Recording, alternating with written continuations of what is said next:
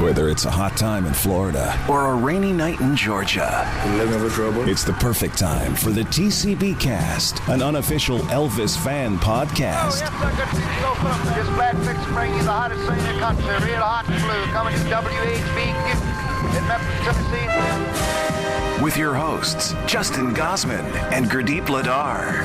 The TCBcast is on the air.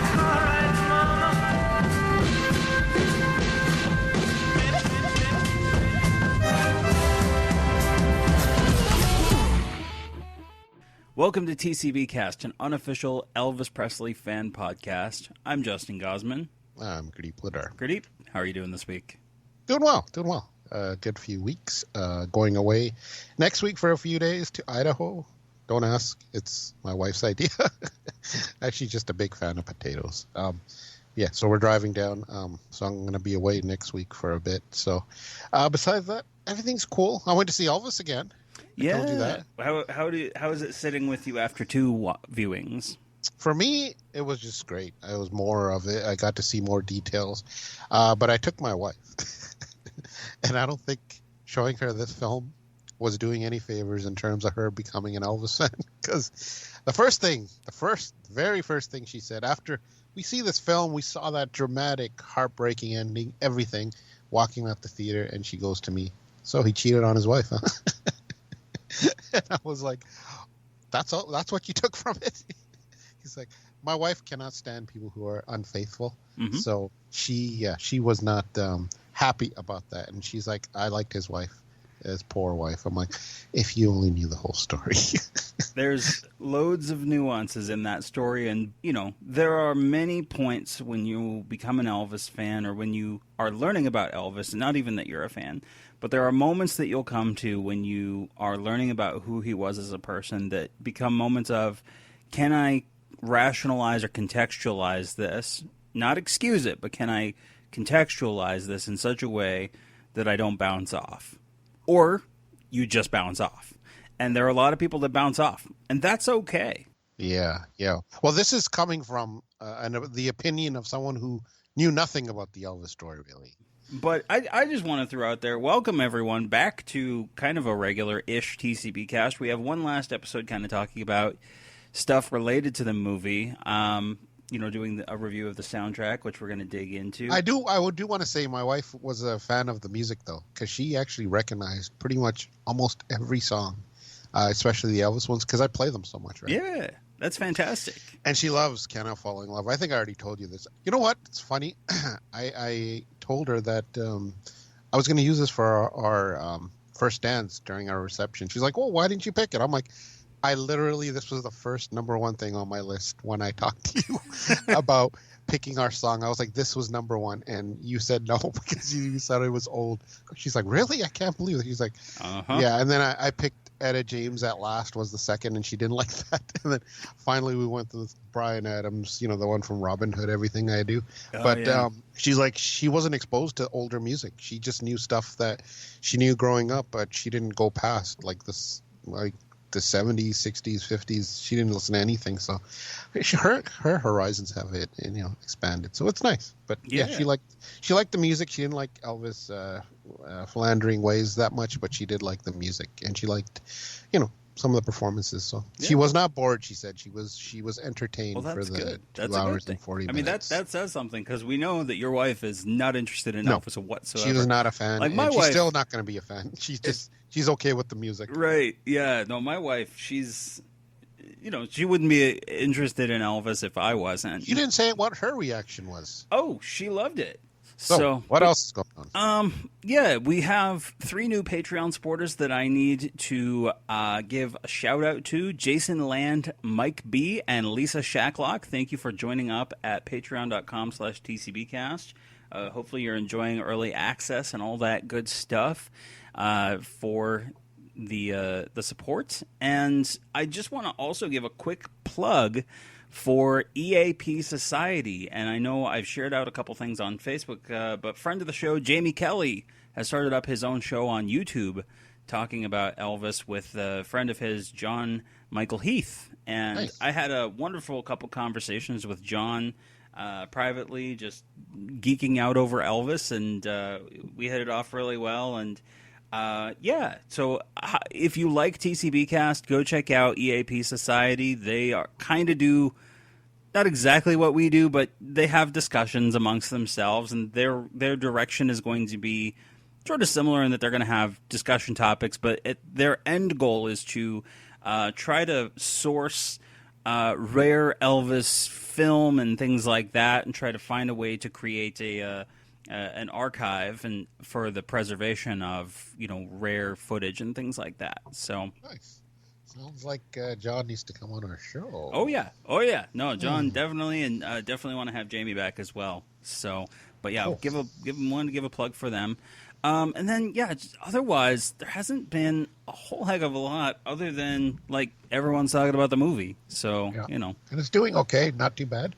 It was number 1 first weekend, and I think it was number 2 or 3 the second weekend. I don't know, but it's pulling in the money. I don't know if it'll break even. Hopefully it does, but Warner Brothers is not really looking for that. They're going to throw it up on HBO Max. So for them, it's not a matter of it profiting as much as they have content for HBO Max. Yeah. That's what Disney's looking at as well. There's definitely been some Elvis fans who don't like the movie, and they were, like, oh, this movie's not doing as well as, it should be by comparison to, other major blockbuster movies. And it's like, we've been talking about, you and I, like, doing the trailer breakdowns, I went out of my way to ask you to tell us, like, bring us down to earth. Keep it real, because you were right up front saying, look, this has got a lot of competition. It's not a blockbuster movie. It's not a Minions. It's not a Disney movie. It's not, so, yeah. No, so I looked it up. Currently, as of I don't know when this is, it's made 74,910,000 domestically, and 46,500,000 internationally, for a worldwide of 121,410. The budget was something like 85, I believe. I believe and so. Then, and then on top of that is marketing, which usually a safe amount to guess would be about 100 million. So you're looking at about 185. So also you got to remember when we talk about domestic gross and international, Warner Brothers doesn't get the whole shebang. So for domestic, they get like 65%. Right. And international, they get even less. It's more like 25. So, I mean, if this can pull over 200, I think they should be looking okay. But as I said, Warner Brothers is looking at an HBO Max release that will get people to subscribe to them, because that's where they make a lot of money. I know people have been saying recently, this is a tangent about Marvel and Disney, but it still applies. They're saying how Marvel movies aren't doing as well as they did before they started making those TV shows on Disney Plus. But you got to remember, Marvel movies would make what, 2 billion for the year. Oh yeah. The Disney Plus is charging people almost $10 per month. So they're fine with that if it doesn't pull in as much as it used to, because I mean, after they have the theatrical run, they're just going to be put on Disney Plus, and it's going to be incentive to more people to sign up. So these companies are looking at their streaming service as the thing to boost these revenues, because that Buzz Lightyear movie, it's not doing too well. No. I don't think Disney's too upset about it. They're going to throw it up on Disney Plus, and people are going to watch it there. And I think they're kind of conditioned people to wait maybe, and just wait till it gets on Disney Plus. Warner Brothers is telling you, after 45 days, we're going to throw it up on HBO Max. Yep. So it tells you these studios aren't too concerned about its box office. Yes, they want to make as much as they can, but it's not the end of the world if this does not break even. So they are happy with what Elvis is bringing in, because it was the number 1 film of its week, its initial week. So, and that's what they want, that buzz. So don't worry. I think it will be fine. As long as it made money, I think they were good. So don't worry, I think there'll be more Elvis content coming. So yeah, well, I mean, that's kind of what I wanted to throw out there, is that this is not a franchise film. This is not. We're not going to be looking for a sequel or a prequel or anything like that. Imagine animated films based on all of Elvis's films. Those would be incredible with added songs. That is one thing we did get news on, though. there was confirmation, and I guess a little bit of Agent King on Netflix was screened at an event, and apparently that's still on the way from Netflix. So, I mean, that's at least one Elvis-related thing that's coming down the pipeline. If Disney was smart, they would throw in Love Me Tender, Flaming Star, Wild in the Country on Disney Plus right now. Yeah, you would think. Just to cash in on that hype, they should. If I were running Disney, I wouldn't be on the show, but I would do that. Yeah, I mean, altogether, the Elvis movie is doing fine, and I would argue is exceeding what you and I were expecting by far. Oh, it is exceeding what I was expecting. Like, I went yesterday, as I said, and how long has it been now? 2 weeks now? Yeah. More than 2 weeks? The crowd was actually more than that initial release. It was probably 3/4 full. Yeah. So, yeah, I was like, wow, it's still bringing in people like this late in the game. And it was a 3:00 show as well. So it's not like it was prime movie viewing time for theaters to be packed. It was 3:00. I mean, and it was 3/4 full. Although a majority of people were elderly, which is fine. My wife kept looking at me. She's like, "We're younger by 30 years from these people." I'm like, "Yeah, what are you gonna do?" She's like, "Are these your peeps?" I'm like, "Yep, they are." Yeah, no. Wasn't a TCBcast, folks. If you enjoyed this film, I should have just jumped up on stage. Right? Just started talking, do a live commentary. We'll be like, "What? What's he saying?" Oh, that's amazing. But yeah, and of course the soundtrack is also doing pretty well. This is the first week that it is actually showing up at all, because Billboard tracks, a little behind. So this is the first week that it's actually showing up on the charts. And as of this recording on July 7th, it was number 26 on the Billboard 200 for the albums chart, like the overall total albums chart, and it was number 1 on the soundtrack chart. So nice. And that's our topic for this week. That is our topic. We are going to dive into the Elvis movie soundtrack. Now, we've talked about a lot of these tracks in the lead up to release and given a lot of our input on what we've heard, because obviously we had the red carpet, audio, we had some samples and early singles that came out. Vegas, obviously, The King and I came out, Tupelo Shuffle. So what we're probably going to do is I think we're going to divvy this up into quarters of the album, because this is a long album. The digital version, the expanded version, it's almost like 40 tracks. Yeah. But it looks like the physical version, both on vinyl and CD, is going to be substantially shorter. So if you want, what we're going to talk about today, you'll have to check it out digitally on Spotify and on Amazon or wherever. The vinyl YouTube. one is missing tracks? Yeah, the vinyl one and the CD version are both going to be missing tracks. So. Oh, okay. So that's the cheap and nasty way to hear it. Yeah, but I mean, hey, you get the crackle, the warmth, the vinyl. Of course. So, so right off the top, of course, we've talked about Suspicious Minds, that sort of eerie intro right at the top over the WB logo. And this is really to remind you, this is a movie soundtrack. And that's a thing that's important. Like, we as Elvis fans have been conditioned for so many decades to think of Elvis movie soundtracks as Elvis albums.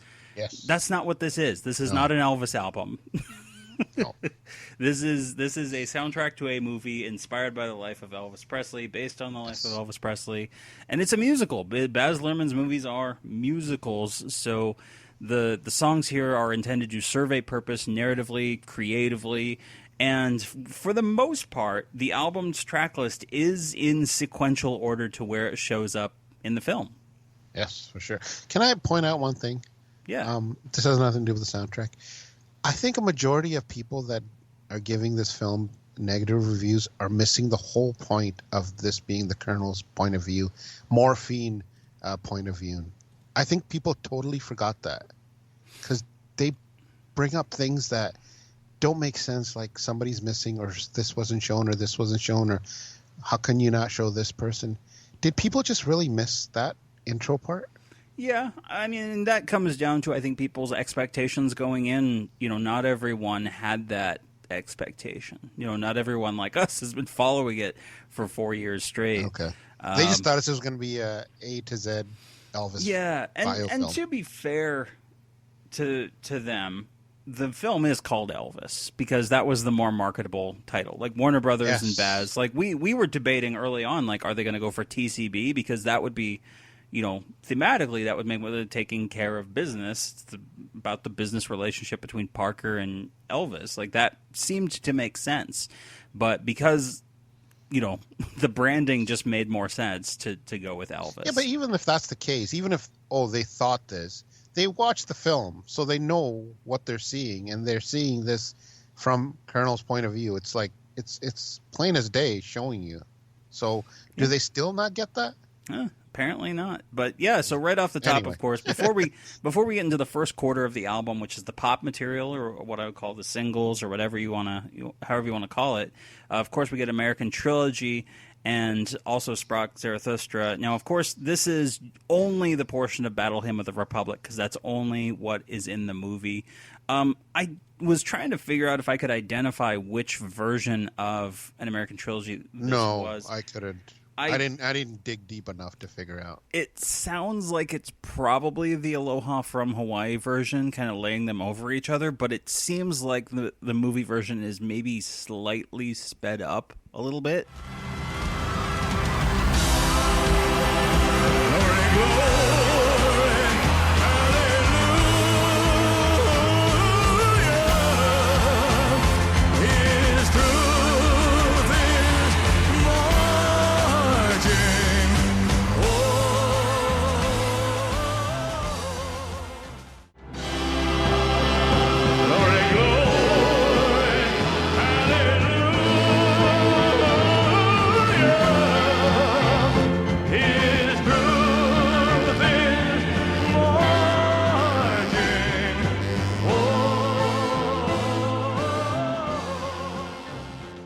Blend is pretty cool though. It's seamless from also Sprach Zarathustra and American Trilogy. Yes, like it's seamless. So I was like, wow, this is good. Absolutely. So then we get into, as I was mentioning, sort of the pop singles. Now these tracks are basically the ones that you could almost, they have been issued as singles for the most part, and some of them could be easily issued as singles when you look at the remixes of the Elvis stuff here as well. But right off the top, we've got Vegas, King and I, and Tupelo Shuffle from Doja Cat, Eminem and CeeLo, and Sway Lee and Diplo, which were the three lead singles from the soundtrack. We've talked a lot about Vegas, and I liked that in our Patreon reaction episode, Olivia talked about how that the nice thing about Vegas is that it actually shows the carrying forward of the legacy musically of artists like Big Mama and Rufus Thomas and artists like that. So I that was a nice lens that I had not thought of, to view it that way. So I thought that was really nice that Olivia pointed that out. Yeah. Have you heard of this Doja Cat before? Not too much. I had read her name a few times. I'm not typically in the type of music that I listen to, dance music, hip hop music. Right. Get out of here. Yeah. I mean, Mr. Hip Hop himself. Well, although I will throw in here while we're talking about Vegas and Hound Dog, Mike Stoller actually came out and had a wonderful couple articles done on him, both about Elvis, Big Mama, and Hound Dog, and whether or not Elvis stole Hound Dog, which he said no, that's not at all what happened. But then he had another article that was more in depth, and I think both of these were. I think one was Rolling Stone and one was Variety, but the other one was sort of a career retrospective, and there was a moment in there that I pointed out to you because I sent you the article, and he actually talks about his favorite rap song. What was Mike Stoller's favorite rap song, Gurdip? What was it? The Grandmaster Flash one, right? Yeah, The Message. Message, yeah, that's right. Rats in the front room, roaches in the back, junkies in the alley with the baseball bat. I tried to get away, but I couldn't get far, cause a man with the tow truck repossessed my car. Don't push me, cause I'm close to the edge. I'm trying not to lose my head. It's like a jungle sometimes, it makes me wonder how I keep from going under.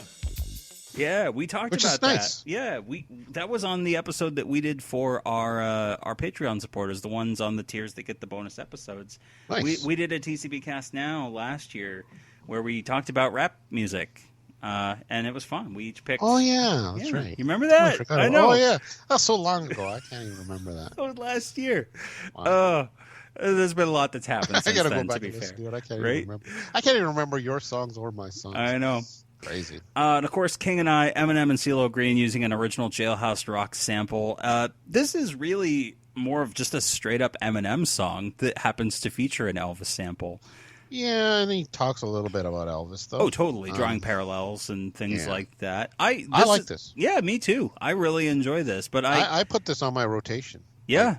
Actually, sorry, my rap rotation, not my general playlist, because I think my wife would raise her eyebrow over some of that language. So I'm like, no. And then the other lead single, Tupelo Shuffle, with Sway Lee, Diplo, Austin Butler, Gary Clark Jr., and the gospel congregation doing All Fly Away, sort of sampled in there. And this was, I briefly used like a very small snippet of it in the movie as the Hank Snow Jamboree is heading out of town towards Shreveport. Towards the beginning of the movie. But this is meant to sort of keep the rhythm of the original That's All Right Mama that Elvis did from 54 and just sort of carry that forward. And we've talked before about how Sway Lee and Diplo were both from Tupelo, Mississippi. So I appreciate the DNA of what they were trying to do with it. I think in the purpose it serves in the movie of just keeping the momentum up, going towards the hayride scene, I think it's fine. I probably wouldn't go back and listen to this one in isolation. Austin's just okay on this. I think they probably could have gone with an Elvis sample in this and been fine. Why didn't they? That's what I have my notes. Like, why couldn't they just use Elvis's master vocals? They could have totally gone with this, and I would have gone back and listened to this more. But the fact that it's Austin Butler's, I'm not going to be listening to it. What's all the commotion? Look out the windows. Come outside and join it. These streets are never quiet. I said I've been on the vibe. No talk when we arrive. Let's start that started right. One shot might start a riot. That's all right, mama. That's all right with you. That's all right, mama. So, and I mean, Gary Clark Jr., just slightly in there doing Black Snake Moan, which I really hope that if there's a second volume of the soundtrack, that his version of Black Snake Moan gets a proper release, because he was fantastic. Right. Next, we've got up 3 remixes of Elvis's, or using Elvis's vocal. We've got I've Got a Feeling in My Body, Craw Fever, and Don't Fly Away. And the Don't Fly Away remix is done by Pnow. What do you think of these 3 remixes, Gurdip? How great is that? I Got a Feeling in My Body. Like, the song was already great, but this just put it like into another stratosphere. That funky groove, it essentially becomes like a club track. Yeah, like, totally. And it gives me that disco flavor as well. You just dance the night away listening to this. I can even see this being used in other films in the future, similar to like Little Less Conversation. Remix. Won't you lift your eyes up, children, looking through the sky? Ever stand before you, gaze it open wide. Shelter for the weary, comfort for the weak. Leave the devil's evil, sweating on the street. I got a feeling in my body, this will be all of your day. Oh, yeah. It will be released from all sorrow, even the little lonely way. I think this is one of the best remixes that's been done since A Little Less Conversation. It's a shame that this hasn't been given the room to breathe. Like, this almost should have been issued separately, like a little further down the road, because this is fantastic. Like a single. Yeah. And Craw Fever.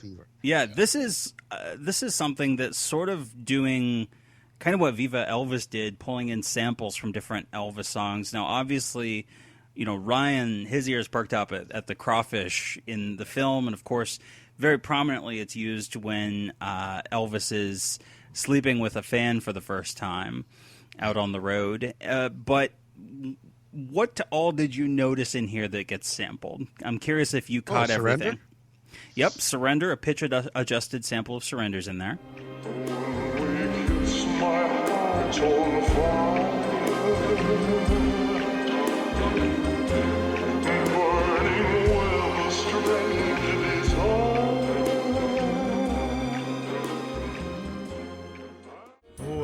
kiss, my heart's on fire, burning with a strange desire. Yeah, that's the only thing I noticed. What else was there? And then, of course, Crawfish, Fever. Yeah, Fever, Crawfish. There's also the piano twinkle of Let's Forget About the Stars. Ah, that's the bells, right? Those little bells that you hear.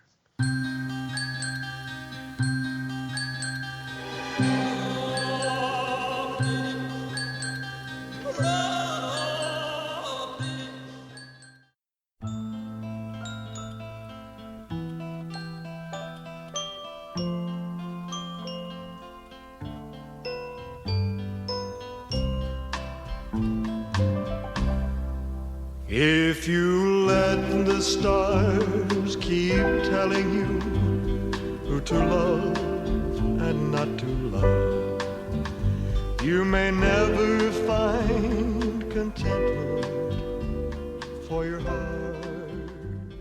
Yeah. And what I liked, because I was surprised that this remix itself wasn't really included in the film. Like, you get a bit of the Fever part, but not the Crawfish part. And Crawfish is in a separate scene. So I kind of like how this one does the same thing as Tupelo Shuffle, as like pulling all these cues into a single track in the same way that that one had Black Snake Moan and I'll Fly Away and That's All Right all together.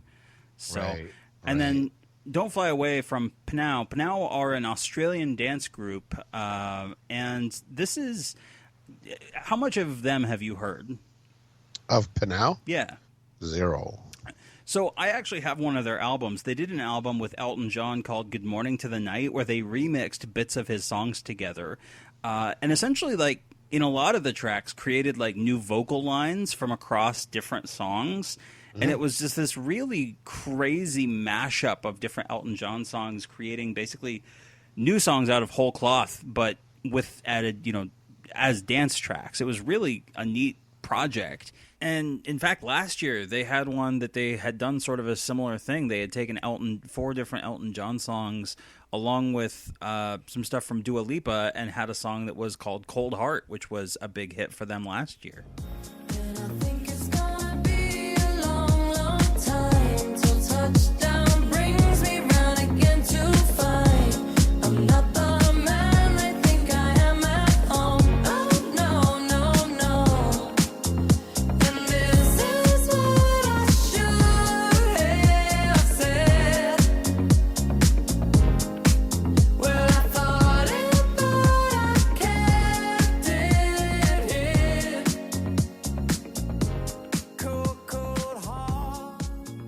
And what surprised me about this, seeing that they had done this remix, was that, yes, it does incorporate Any Day Now and Suspicious Minds, but this is a fairly conservative remix for Pnau. Like, for the most part, it's just it's just Suspicious Minds straight with a little bit of Any Day Now tacked on towards the end. And the beat. Yeah, and obviously the beat, but it's not like they are, you know, cutting and swapping lines and things like that from various songs. No. So I was surprised that, yeah, like I said, this was a pretty conservative remix for them.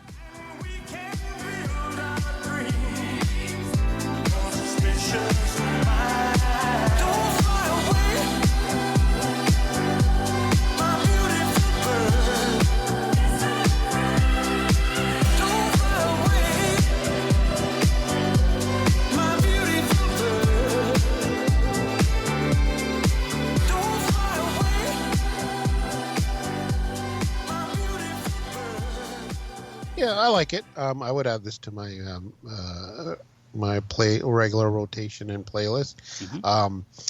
Again, I get that disco flavor. I wonder if that was on purpose. All this disco laden stuff. Could be. Strange though. I don't know if the lyrics go with the beat, but still, it was good. There's been plenty of Suspicious Minds remixes that have gone along the same lines too. Like Viva Elvis had on top of the version that was actually on that album, there was a remixed version of the album version that was also similarly upbeat, up-tempo throughout the whole way. And then lastly, we get the 3 Can't Help Falling in Love, Product of the Ghetto, and If I Can Dream by Casey Musgraves, Nardo Wick, and Maneskin, respectively. How are you sitting with these three? Because I know you weren't the biggest fan of Casey Musgraves' track. No, I don't mind it. But, I mean, how many versions of this songs have we heard? True. Like, not only that, but how many versions are on YouTube? I have to say, though, Musgraves sounds good, but she doesn't do anything different with the song that another, like, female singer would have done. Mm-hmm. So it's okay, I guess. She sounds good. She sounds really good, but it's just I've heard this song so many times done in this way. It's really not offering that much. Do you like it? Yeah, it's fine for the context in the film. I think she turns in a wonderful vocal, but like you said, it's not anything that people like us who have been, you know, hearing Can't Help Falling in Love covers for years and years and years. Nothing new that we haven't heard, but it has a nice feel to it. I like the piano on it, and it's very simple, very understated, which, you know, she could have gone more over the top if she had wanted to, but she really doesn't, which I kind of appreciate. Take my hand, take my whole life too, for I can't help falling in love with you. I think we should have used the UB40 version. We'll talk about the bonus track for this album at the end, and the other Can't Help Falling in Love. But Product of the Ghetto, Nardo Wick. I think I've had my say on Nardo Wick's track, but what do you think? I know Ryan doesn't like this. I don't have a problem with it. It sounds good. I like the added bass, and that knocking beat is great. Nardo gives basically his version, you know, the song from his point of view, like the kid in the song, which is a nice twist. And it's Elvis essentially just provides the hook on this song because Nardo is the lead singer almost, sort of the lead rapper in this, right? Yeah, and this is a weird one because we have two different versions of essentially this. We have an Elvis-led version from the end credits, which is at the end of this album, and then we have this version, Product of the Ghetto, which is the Nardo Wick-led version of it. It's Nardo featuring Elvis, and then Elvis featuring Nardo. Exactly, yeah.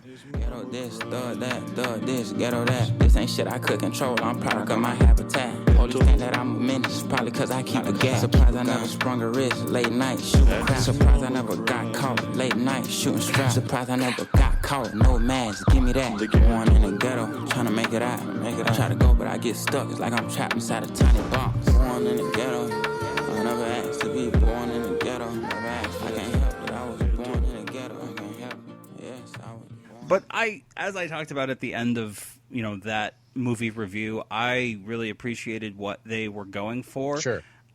It's kind of grown on me, actually, and I think part of that just has to do that it has the Elvis sample, and, you know. But I've always liked it. Yeah. I never had a problem with it. Yeah, definitely. And then If I Can Dream, Maneskin, this is one that has really grown on me, because when we first heard it, I was kind of iffy on it, but then I think this is what covers of If I Can Dream have been missing, because we've heard like Celine Dion, we heard the one from the tribute show that NBC did for the 68 special with all the various artists. None of those quite lived up to it. But this one's really, I think that just needed a little bit of a rock edge. Yeah, I guess. I mean, is it any different than Elvis's, though? No, I don't think this comes anywhere close to Elvis's, but, you know, on this album, it's all right. Was this even in the film? The very end credits. This is the last song featured in the credits.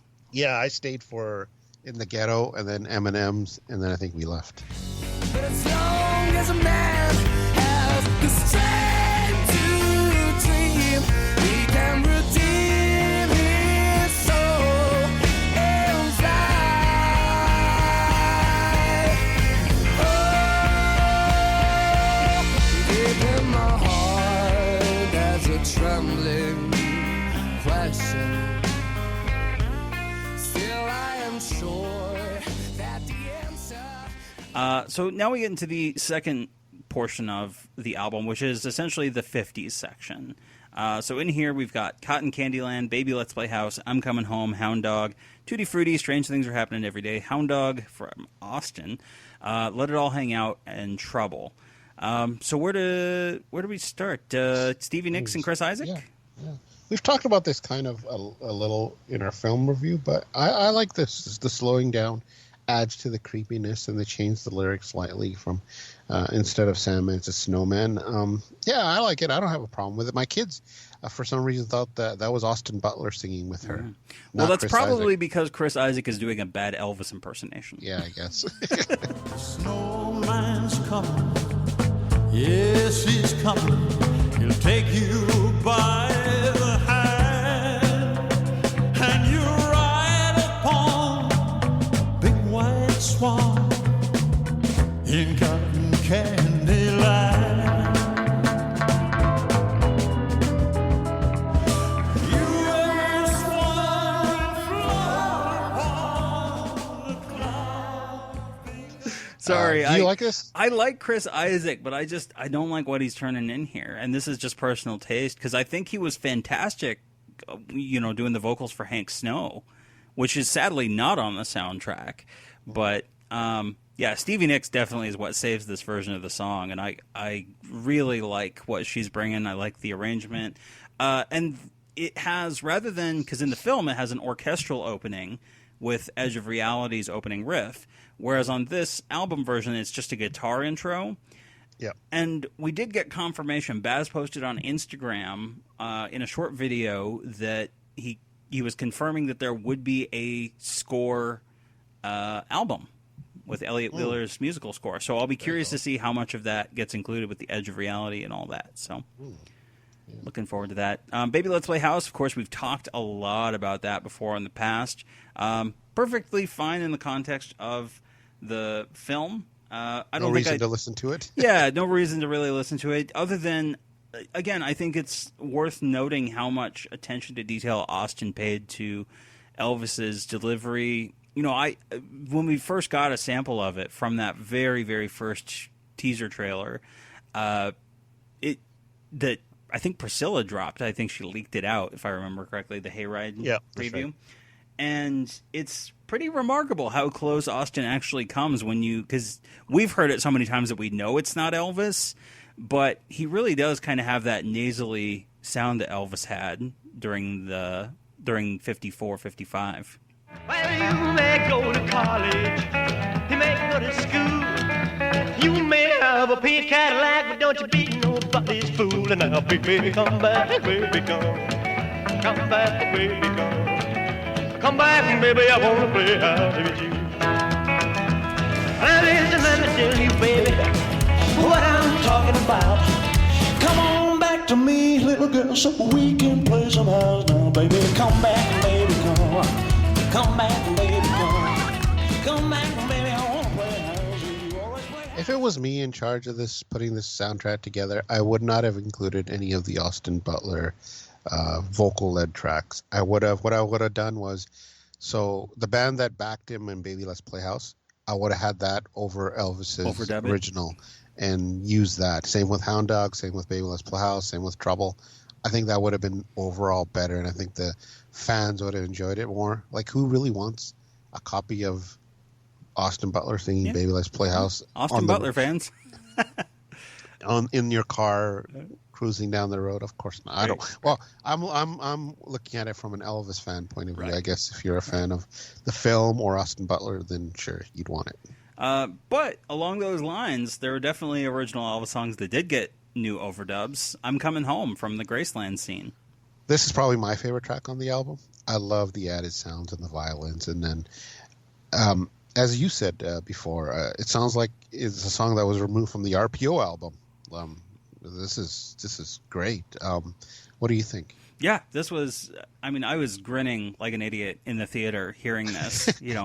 Because it was just fantastic. It's capturing the whirlwind that was Elvis's home life in the 50s. All these overnight success type things of how his world got changed. And musically it was fantastic. There was an article that came out where Tom Hanks was asked what his favorite Elvis song was, and he actually pulled out his iPod or his iPhone, and was like, "I'm trying to remember this song because Baz found it, and it's this new song that I'd never heard before, but it's fantastic." And it turns out that he was looking for "I'm Coming Home," so apparently it's one of Tom Hanks's favorites now. Yes, it's too lonely having just her picture here with me, and I know I just can't stand it anymore. I'm gonna leave right now and go back where I ought to be, going home to the girl that I adore.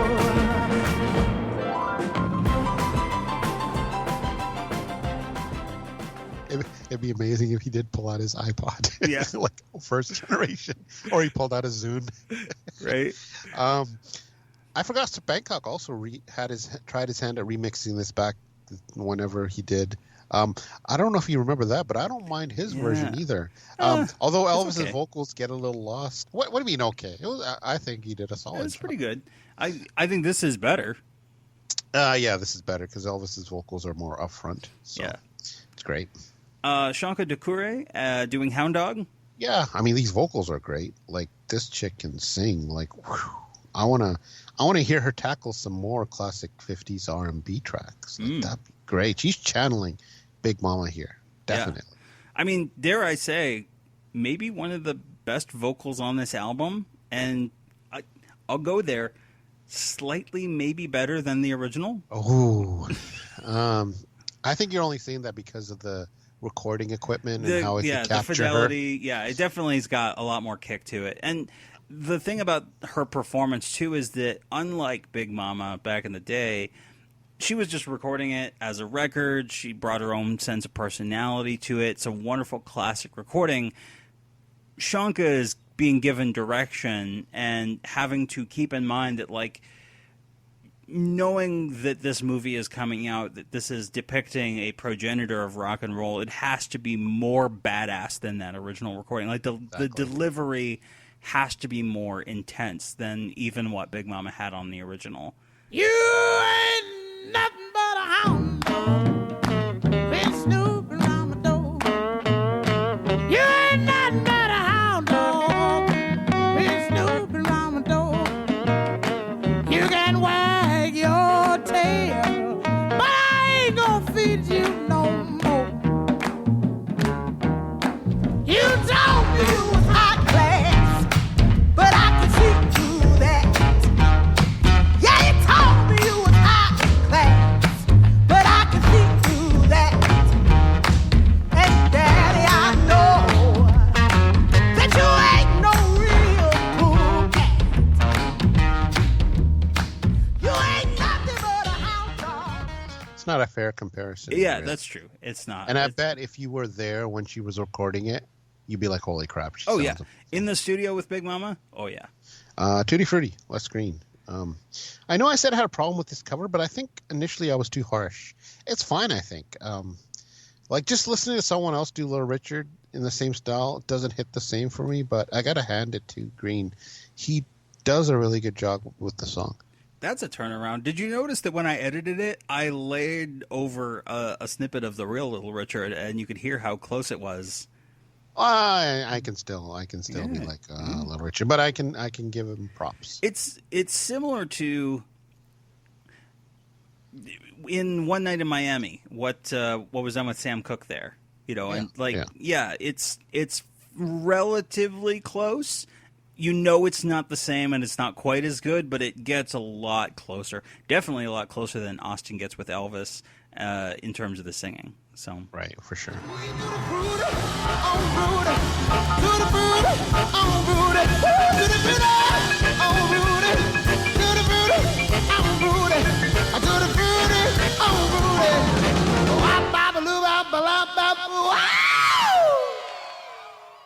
And then Yola, strange things are happening every day. Now, of course, this is mixed to match what's happening in the film.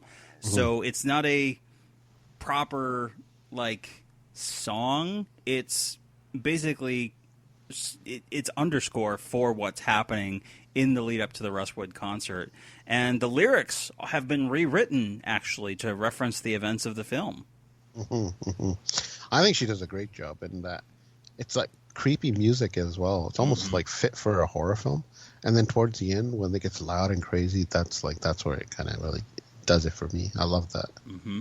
Yeah, no, Yola's quickly become one of my favorite artists in the last couple of years. Since learning that she was going to be in the film, diving into her career, her albums, I picked one of her songs as Song of the Month on TCBcast now on a recent episode. Right. Yeah, just a fantastic performance. Well, stop talking about it. We talk about everything and do something about it. Oh, there are strange things happening every day. We talk about having a decent career. We ought to do something about them over there. Well, there are strange things happening every day. Oh, we want peace. We want peace. We want Different from the original. Very much. Very different from the original. But still good. And then Austin's version of Hound Dog. They actually include a full version of this Milton Berle sequence. And I was surprised that they kept the arrangement pretty faithful to how it was on the Milton Berle show. It's not at all the intense rapid-fire version that they cut, in July 56. You've had words about this. Yeah, I gave him a pass on the Baby Let's Play House, but yeah, this does not sound good to me. I don't know why it's on the soundtrack. It's just, it doesn't sound good to me. I'm sorry. Do you like it at all? I probably won't go back to it. There's no point. If I'm honest. Yeah, in the context of the movie, and because it's a soundtrack, I get why it's on here, and that's the point. Like, it's here because it's in the movie, and that's fantastic. I probably won't go back and listen to it if I'm not listening to the album in full. But, yeah. Exactly. And then we get Let It All Hang Out. Denzel Curry featuring Play That Boy Zay. And this samples Rufus Thomas's Tiger Man. However, the album version does not include the sample of Heartbreak Hotel that was on the movie. I think it sounds really good. Gives me throwback hip-hop vibes. And I'm sure people will have a problem with this being in an Elvis film or soundtrack, but whatever. I liked it. Well, and what's cool is that Denzel's verses actually kind of reflect the character of Elvis's internal voice. Like, he's talking about his life being like an open book in the public eye, having a side of him that others would call ghetto, but he thinks it's wonderful. And then literally saying what happens in the scene where he's, hops in his whip and leaves his fans in the dust, heads over to the other side of town. Yeah. Yeah, it's got a great vibe to it, and I was glad that they, were able to give a little nod to Rufus Thomas as well, musically. Yeah, for sure. I've been through hell and back, many obstacles. They said I couldn't do the impossible. My life's an open book, it's an audible. Been in the public eye like a monocle. Call me a shooting star, astronomical. I got the vibe from the side that is colorful. You call it ghetto, but I call it wonderful. Do what they say, but I do what I want to do. I got that feeling I'm giving so much to the people that don't even know me enough. So I hopped in my whip, left my fans in the dust on the new side of town where they tearing it up like. She say I'm adding up, I'm a movie, hot me bubbling, I just cool. And then Trouble. Yeah, similar to my Hound Dog. I mean, it's good in the film. It's great in the film. But I wouldn't listen to it outside of the film, right? Yeah. No point. Yeah, really. I think so. That one thing I noticed was, before it starts kicking into that fast gear toward the end, when they have the drums don't hit hard enough for me. I thought it'd be even harder. Yeah. I don't know if you noticed that. It's pretty muted by comparison to the Elvis original. And I've talked before, too, about how they changed the arrangement. Even though there's literally an orchestra on the stage in the scene, they don't do the horn section like from the movie, which was sort of weird. But it's the whole thing.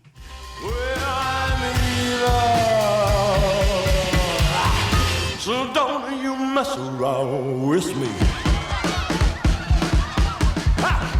I'm evil as can be. Well, I'm evil. So don't you mess around with me. I'm evil as can be. And then, so now we get into the third quarter of the soundtrack, which is the 60s. And they pretty much entirely skip over the movie stuff. The Viva Las Vegas remix from the movie is not on the soundtrack, but we do get I Got a Feeling in My Body by Lanisha Randolph. We get Edge of Reality, the Tame Impala remix, Summer Kisses in My Body, which is from the end credits, weirdly, so they kind of pull that back here. 68 Comeback Special Medley, Sometimes I Feel Like a Motherless Child, If I Can Dream, Any Day Now, and Power of My Love, kind of covering the 60s. First up is the I Got a Feeling in My Body cover. Now, this is the second version of the song on the album. What do you think of this? We already have Elvis's version. Do we need this? Similar to If I Can Dream. It doesn't do much different. It still sounds good, but I got Elvis's. I don't need this. Do you like it? I did, and I liked how it was featured in the film, because essentially this is played as... So context needs to be given that Lanisha Randolph, she's not the lady who plays Mahalia Jackson in the film physically, but she is the person who does the singing voice for Mahalia Jackson. And this comes in immediately after Elvis watches MLK's memorial where Mahalia Jackson is singing. And so it's essentially the voice of Mahalia Jackson taking on this Elvis song, as Elvis has been connected with his Rock of Eternity gospel music and the music that he loves as he's heading into that meeting with Bender and House. So musically and thematically, I really like what they do with that. So I don't know. That I think is what made it click for me, was that like I understood that like she was the same person who was doing Mahalia Jackson narratively, how that tied in, and I think she's got a great voice. So well, that's in the film. Would you listen to this outside the film? I think so. Yeah. It's a good cover. You know, of all the like proper covers on this album, this is one of the stronger ones. That's for sure. Okay, cool. I'm glad you like it. In my opinion. So.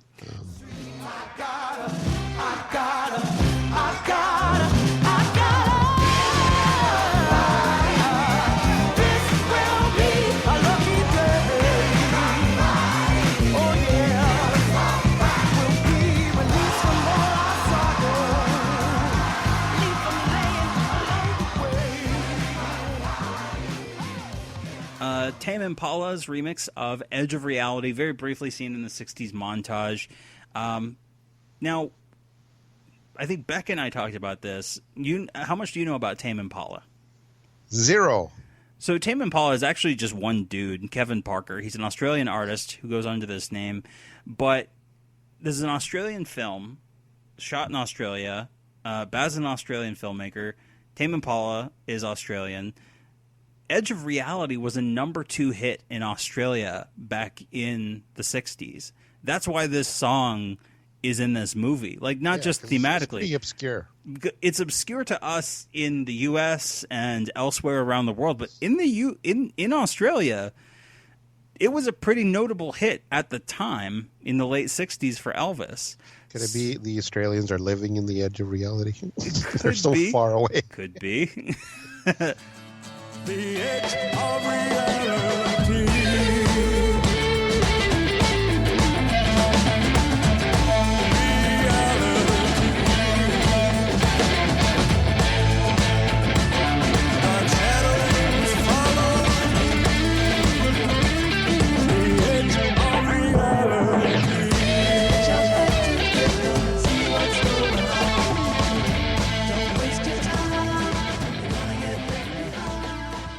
But what do you think of what's made of it here? I mean, you know how much I love the original, so I thought this was great. I really wish we got more of Elvis's lyrics, but still I enjoyed it. And those rock guitars, those sound awesome. Yeah, and Kevin Parker, Tame Impala, is doing the additional vocals, which I was trying to see if he had pulled those from any other like 60s song that I hadn't heard, because they're very Beatles-esque, but they're not anything that I could find that was like an actual song. Apparently he just wrote new lyrics. So nice. Yeah. Summer Kisses in My Body, as mentioned, that's from the end credits, but I guess they're pulling it forward because Summer Kisses Winter Tears was in the 60s, I guess. Yeah. But there are more samples in here. What all did you catch? I mean, the feeling in my body, obviously. Mm-hmm. I like the whole vibe of this. Although I wonder how they came to use Summer Kisses, Winter Tears and mixed it with I Got a Feeling in My Body. It's odd. It is a weird choice, and it surprisingly kind of works. Yeah. What other samples were there? So it also samples the intro drums for A Little Less Conversation. Happy hours.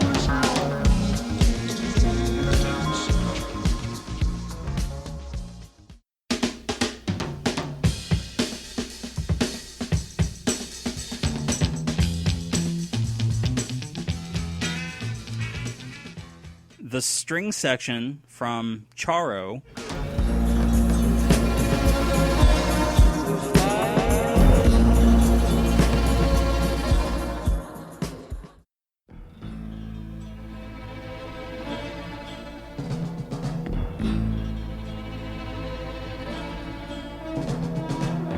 With eyes that hide the man within, you see behind the eyes of other men. And the drum beats, the Native American drum beats, I'm doing air quotes while I'm recording, so obviously you can't see this, but the drum beats from the alternate version of Summer Kisses, Winter Tears is also in there, on top of the vocals, which are from, I think, the master version of Summer Kisses, Winter Tears. So.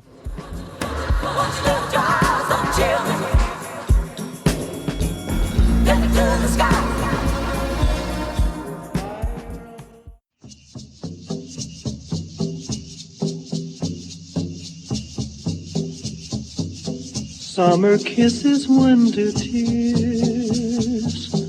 That was what she gave to me. Nice. Yeah. So there's lots of little Easter eggs in there. So the 68 comeback special medley, did they update the music? They added a few guitar overdubs. I actually went through and isolated these, so I will play a little snippet of that. Basically what I did was I took the stereo channels, turned them into mono, and inverted one of them to basically take out what is the same in both tracks, leaving only what's different. And so you can hear, especially because those were mono recordings in 68 on the stand-up portion of the show, you can hear clearly that there is new guitar overdubs.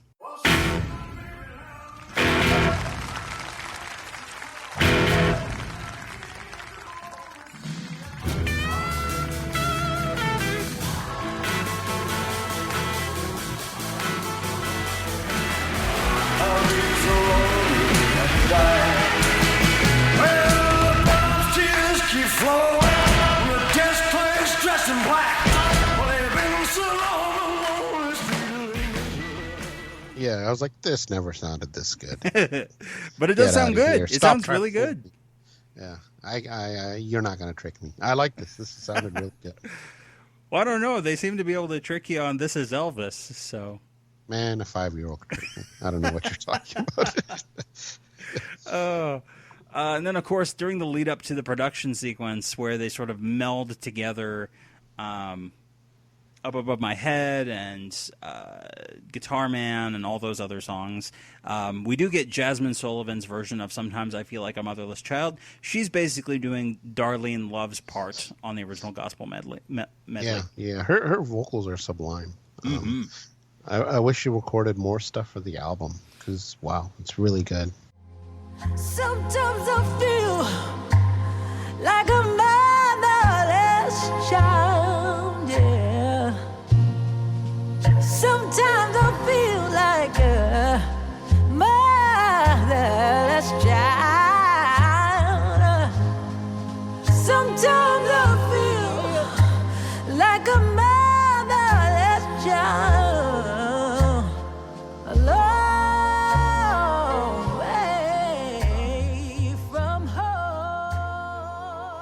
I mean, just a wonderful, wonderful vocal performance. And then the version from the movie that actually features when he goes over to the army is Alton Mason, and that one's not on the album, which is kind of interesting. But just what a wonderful, wonderful treat here on the backside of this album.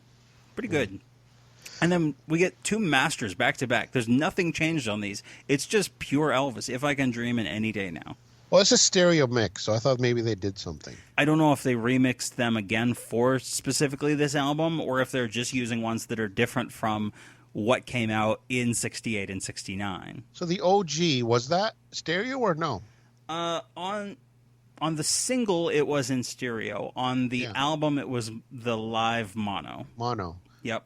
What about Any Day Now? Same thing. Like, was anything done to this? No, it's the original 1969 master recording. It's brilliant. I love that it's here. I've talked before, this is one of my all-time favorite Elvis songs. And the fact that it allows Baz to continue to weave in that theme of birds flying. You know, don't fly away, my beautiful bird. Yeah. Beautiful. Great.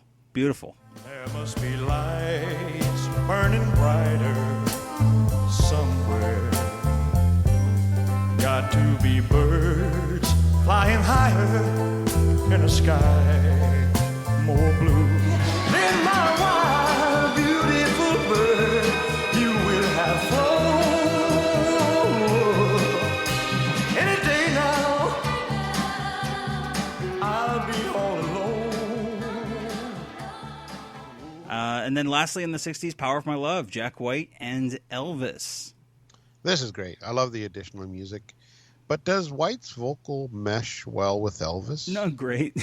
Because he seems to be screeching. Yeah. And meanwhile, Elvis is actually singing this. So I had talked before when we got word that Jack White was going to be doing this with Elvis, that he had recorded a version of Power of My Love previously to doing this for the movie.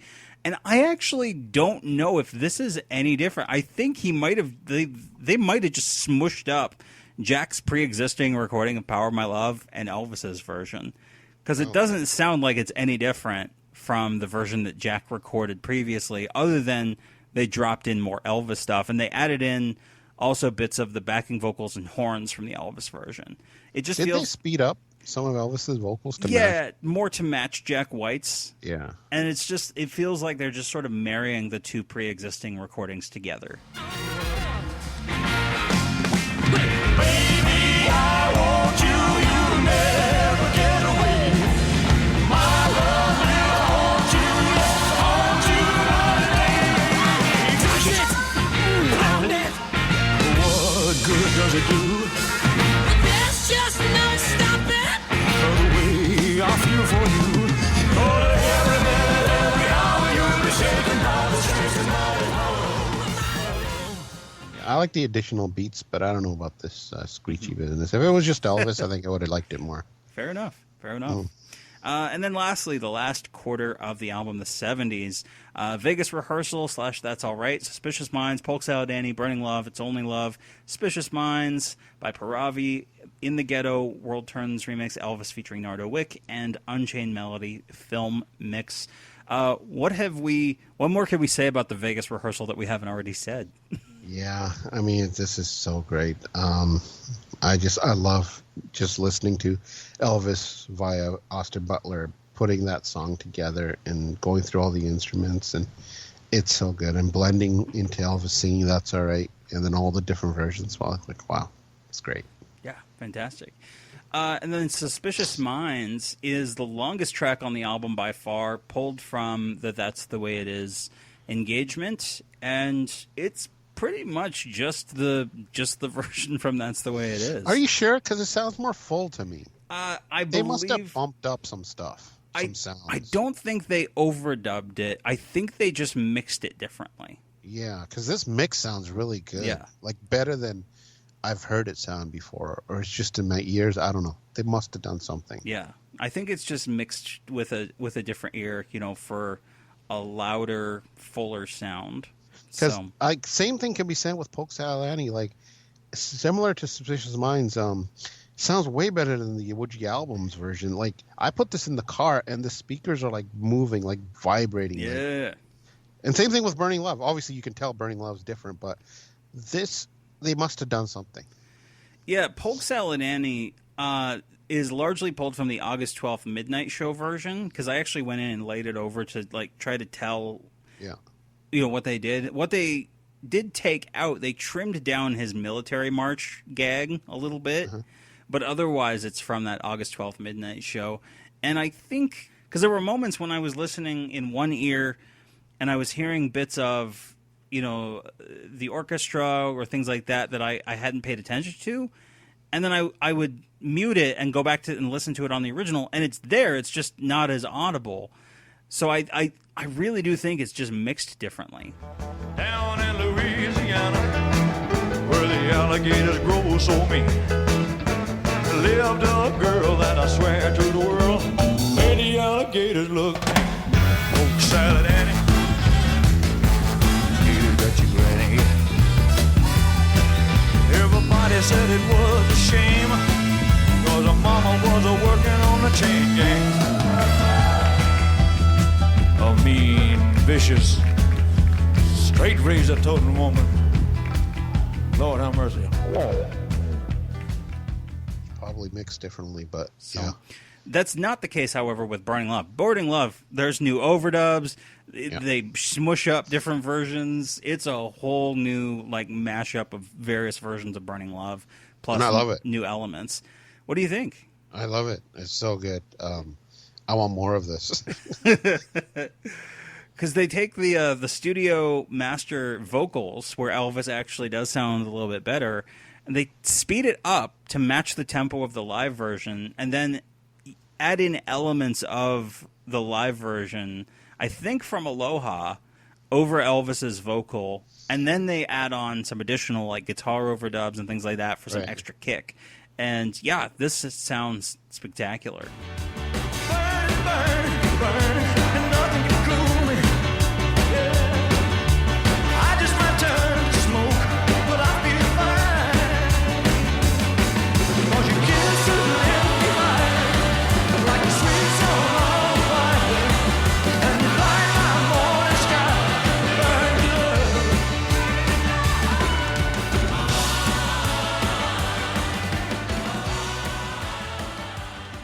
The intro is extended as well. Mm-hmm. Which Definitely. is nice. How about It's Only Love? Because I've always loved this song, but this sounds so much better. Yeah, same. I think it's just mixed a little differently, because this seems to be the straight up original master, other than, again, just differently mixed. Yeah, I don't know, something about this. I wish I want to see them do this kind of mix to all of Elvis's tracks, especially the ones in the 70s. Like, I would buy it like right now. Yeah. 'Cause that's how good they sounded. So I don't know. Maybe even Raised on Rock would sound good. Maybe. Yeah, have a little extra kick. It's time to face reality. It's only love that I feel inside, but I get by somehow. It's only love. There must be something else for How about the Three Corn Patches? Could you save that track? I don't know if that one could be saved. Anyway. They'd have to next. do a lot of overdubs on that. And then Suspicious Minds by Paravi. Now this is, I mean, how many versions have we had of Suspicious Minds now? Because we had the very intro, and then we had Don't Fly remix. Away, and then we had Suspicious Minds Live. Live. And we got one more by Paravi. And I feel bad for this wonderful young woman who I dug a little more into who she is. Have you ever heard of her before? No, never. Yeah, she's new. She's like brand spanking new recording artist. 21-year-old Indian American singer based out of Los Angeles who began trending on TikTok. And I guess she caught Baz's ear, and they had her come in and do a cover of Suspicious Minds. But she got famous on TikTok because she has this very rich, soulful tone to her voice. You know, just very full sounding voice at such a young age. I think it's harmed by the fact that there are 3 other Suspicious Minds on this album before this. Because I think she's got a great voice. I don't know about you. I thought it was great. I love Yeah. the whole downbeat sound of this. It just sounds different, gives it a much sadder spin on the song, even ominous. So I like this a lot. Yeah, no, that's where what I was trying to say is that, like, I like it. I think that if someone is listening to this all the way through, getting 35 tracks or 33 tracks or however long we are into it, and this being the 4th Suspicious Minds, it might not work for everyone, but I think it really works. Yeah, and it's a nice interpretation. We can't go on together with suspicious minds.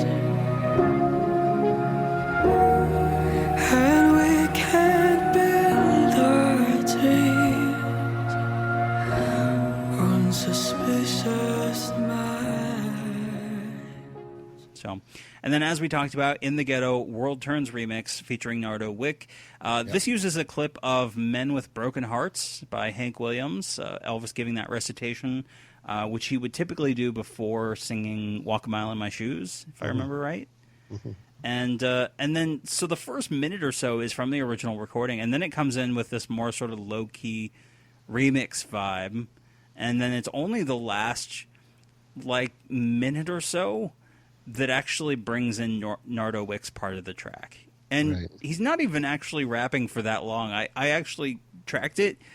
His rap is only 20 seconds of the entire song. Yeah. So, yeah.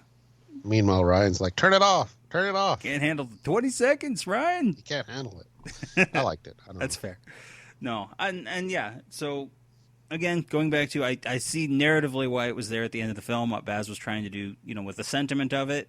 I still don't know that I would. In fact, I would probably be more apt to go listen to Product of the Ghetto, just going out of my way to listen to it, than this. And then lastly, on the album proper, Unchained Melody film mix. Again, enhanced, right? Yeah, and this uses the Rapid City 1977, June 1977 vocal. And I thought it was interesting. I did something. I think this is only the fourth time that this vocal has actually ever been officially used on any RCA, BMG, or Sony release. Because there was the original overdubbed 1978 single. There was the undubbed version on the Great Performances. Because people got to remember, this was not in the original Elvis in Concert special. And was not on the original album. This only surfaced on that Great Performances documentary program that came out and the accompanying soundtrack in 1990. And then in 2010 on the Complete Master set, which was the single version, the overdub single, and then this in 2022. So I think this I could be wrong, listeners correct me, I think this is only the fourth time that the Rapid City vocal has actually officially been released by RCA Sony. Interesting. But definitely a lot more reverb on Elvis's voice. I think it's good. Oh, of course. I always like this version of it. And then lastly, as an additional thing that happened, especially on Spotify now, you can, if you bought it, I certainly didn't get a notice that it was added. So they apparently did, though, add on Spotify Mark Ronson's remix of Can't Help Falling in Love as a late addition to the album. Yeah, this is great. This sounds, again, that disco flavor is strong. I have no faults with this. I put this right away in my rotation so that everybody could hear, and everybody, the kids, my wife, everybody enjoyed this. They thought this was great. What do you think? Yeah, it took me a couple of listens to get into the vibe of it, but I do like it. It's pretty fun. It's just the off-putting initially of, you expect Elvis's vocal to match with the slower, it is a ballad. It's performed as a ballad. So I get why there have definitely been some folks who have reacted, and didn't like it right off the bat because it does change it, does flip it. But oh my God, I got in the vibe of it. No, how horrible! They changed something that you can listen to a million times somewhere else. They did something different. Yeah. You need to be burned at the stake. You're a heretic. No, this is. It came around to where it was pretty fun. I mean, and Mark Ronson, people who know his stuff know that he's got a lot of disco and funk influences. So it's not at all surprising that he went this route. Like a river flows surely into the sea, darling, so it goes. Some things are meant to be. Take my He did that Uptown Funk, didn't he? Yeah, with Bruno Mars. Yeah, that's right. More. Yeah. So that is the core soundtrack for Baz Luhrmann's Elvis. Currently number one soundtrack album on Billboard's soundtrack charts.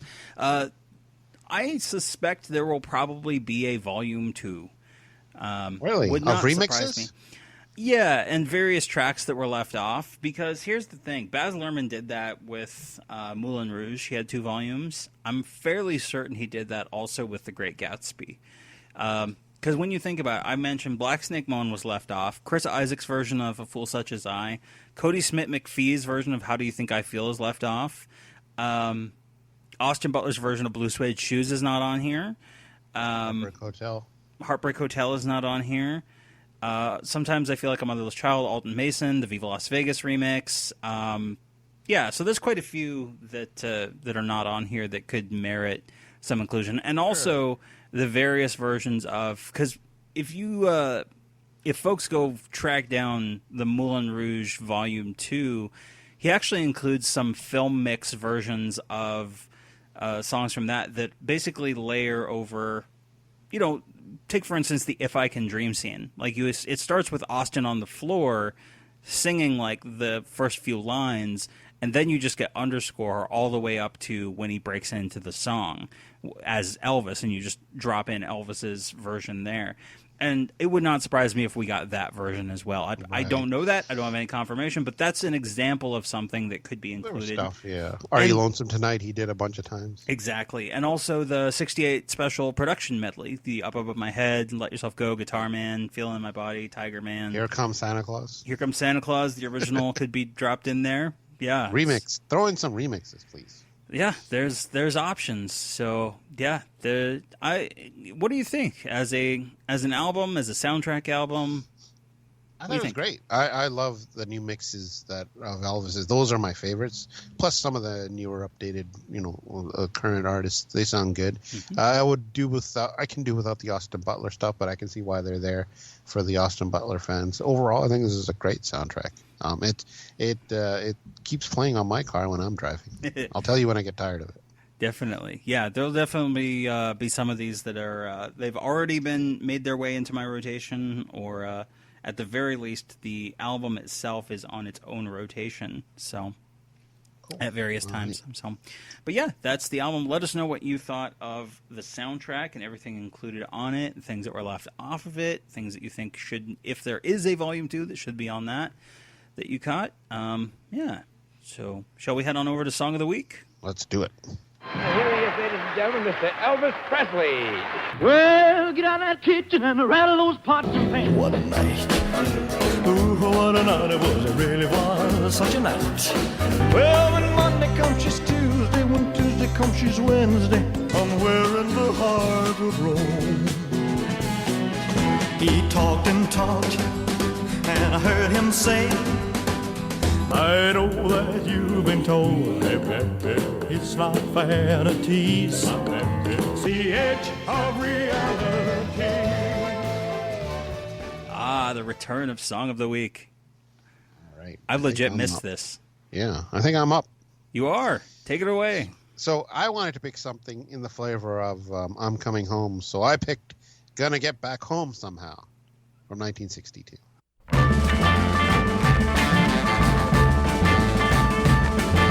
Hear that old train whistle howling in the night. If that flight is southbound, things will be alright.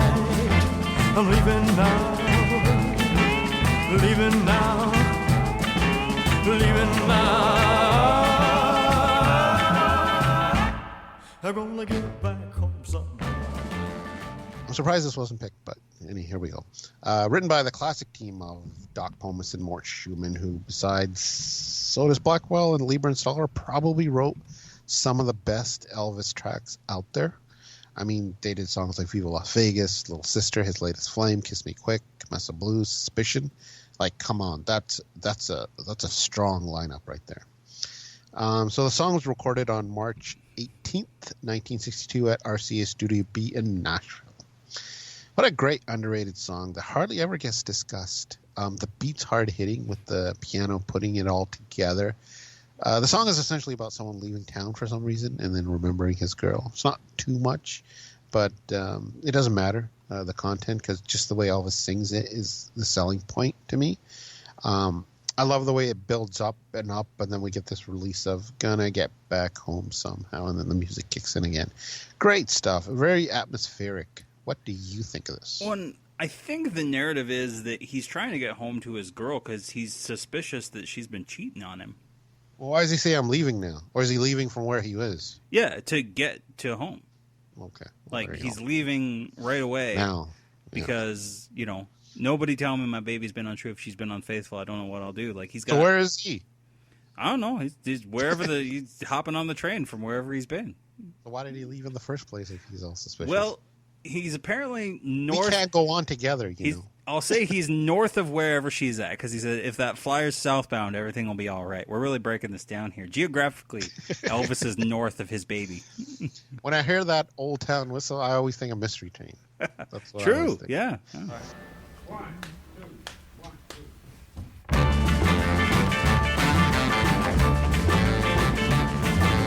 Hear that old train whistle howling in the night. If that flyer southbound, things will be all right. 0686, take 4. Glad you did it because I swallowed my gum. This was in Potluck, which I didn't get till much later. So this was one of those lost songs for me. But what about you? What do you think of it, and where'd you hear it? Oh man, I think I heard this on the '60s master set for the first time, and it was just this excellent up-tempo, mid '60s pop song, And when I found out that it was Doc Pomus and Mort Schumann, I was just like, "Yep, that explains that the quality is so much higher." Is this single material? No, but this is a very solid album cut. Strong, solid. Album cut. So. Absolutely. Never thought that I could miss her so. Never thought I could, but now I know that the sound of that old train whistle makes me wanna cry. Reminds me of that lonely feeling when we said goodbye, leaving now.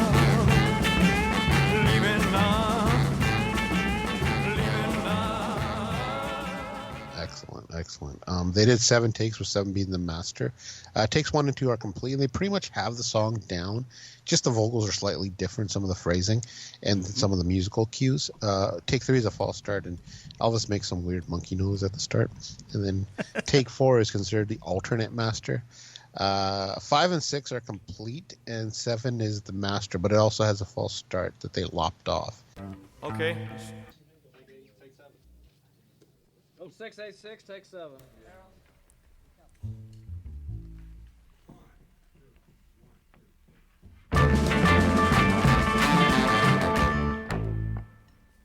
The song was released on the Potluck album, as I said, in May of '62. And what a horrible title that is. Did I mention that before? It just makes it seem like it's just a grab bag of whatever tracks that they just found and put it all together. They could have done better than that. Like, come on. The naming conventions, just, I don't understand that. Our boy Spankcock remixed this, and man, I think it sounds great. The intro is really good with that. It has this like outer space siren sound building up, and then you get this explosion of music, and Elvis's vocals come blaring through. I love how this sounds, and he still keeps most of the OG music, but just adds to it. And he plays around a bit with the chorus, with Elvis's vocals repeating.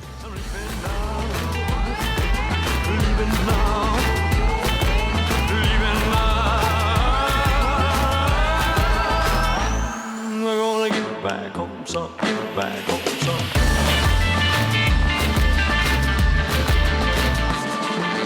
Never thought that I could miss her so. Never thought I could, but now I know. And we got all his trademark sound effects thrown in as well. I really, really like this remix. Not too many English covers of note of this song, but there are some international ones.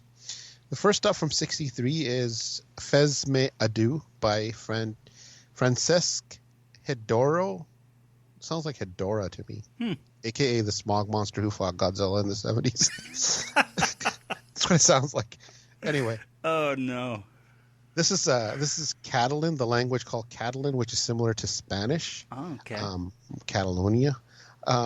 This version is interesting because vocally he's trying to sound like Elvis, but the beat is totally different. It's almost like a bossa nova beat. And we also have some female backup singers along with them. So it's pretty good. Not too bad.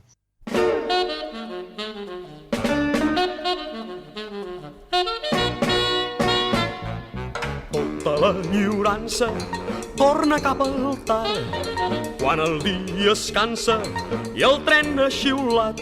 Amor Déu, fes-me Déu, fes-me Déu, que quan torni seré teu. Next up is the Finnish version from '68 called Ma Arun Passe En. Hopefully I said that right. By Danny. That's it. Just goes by Danny. Danny's his name. Going for the Elvis vibe again, but this one tries to be more Elvis-ish musically. Although they do have this high-string guitar thing going on, which is different, but it's not bad.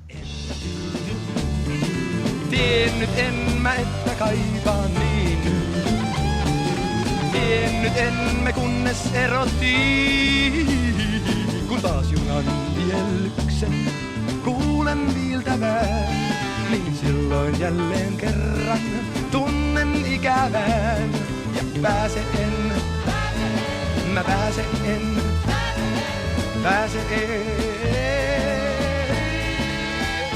Mä siitä eroon pääse en. And finally from '63 is a French version called Ne Délice Pas by Les Chones Nurez. I have no idea what I just said.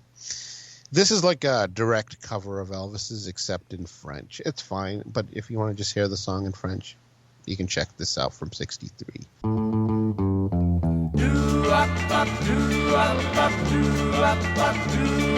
Je ne suis pas de ceux qui donnent des conseils. Je ne suis pas de ceux qui aident leurs pareils. Mais ne délaisse pas, ne délaisse pas, ne délaisse pas. Ce pauvre gars qui croit. And that's pretty much it. There was a lot of international versions of this. Interesting. Interestingly enough. You know, even Hedora did it. After he fought Godzilla.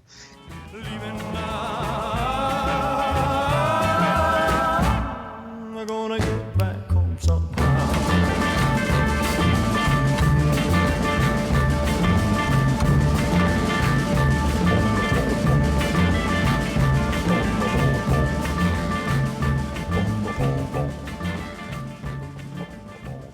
Anyway, what do you have?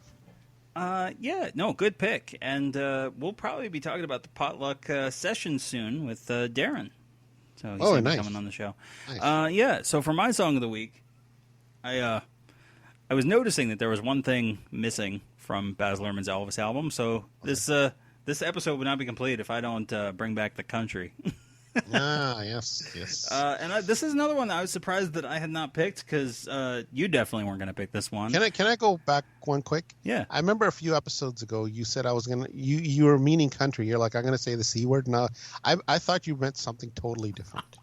Let's just leave it at that. Go on and use the C word again. No. From 1967, Just Call Me Lonesome.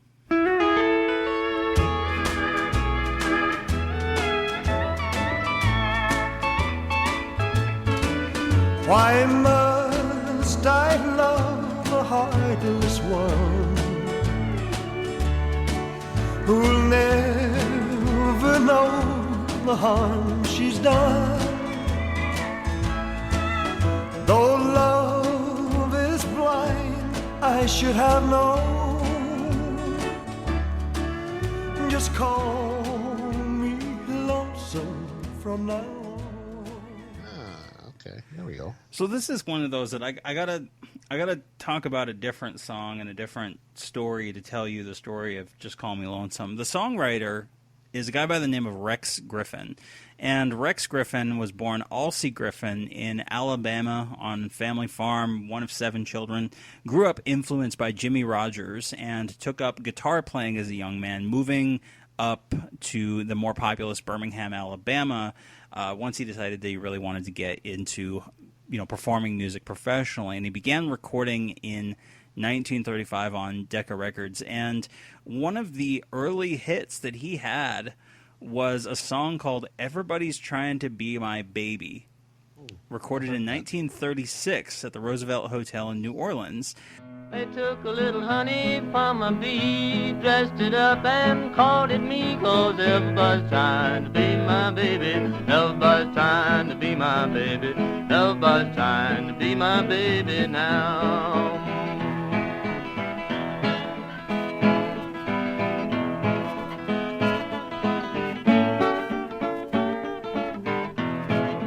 All today.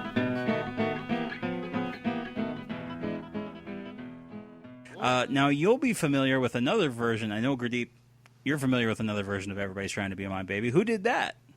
I can't remember now. Who did that? Carl Perkins. It's Sun Records. Well, they took some honey from a tree, dressed it up and they called it me. Everybody's trying to be my baby. Everybody's trying to be my baby. Everybody's trying to be my baby now. Ah, there you go. I was like, why have I heard that title?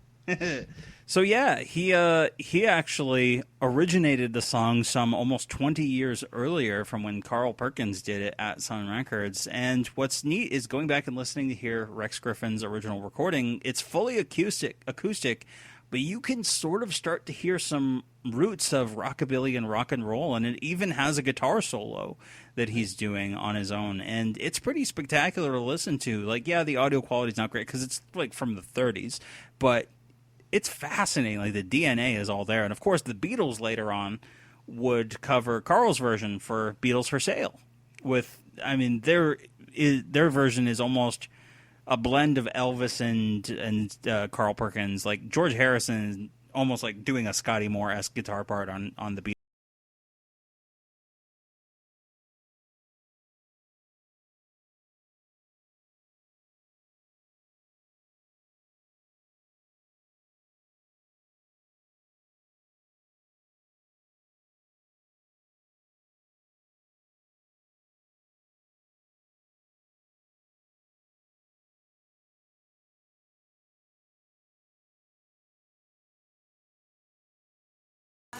That was one of Rex Griffin's songs that he wrote, and he also wrote a song called "The Last Letter," which was his biggest hit by far. But Rex Griffin was also hugely influential on Hank Williams, and he was among one of the earliest to record a country version of the song "Lovesick Blues" that was written for a musical in 1922, but there's only a couple versions in between that and Rex's. The original, between that first version and 22, you can hear there's a version by a guy by the name of Jack Shea.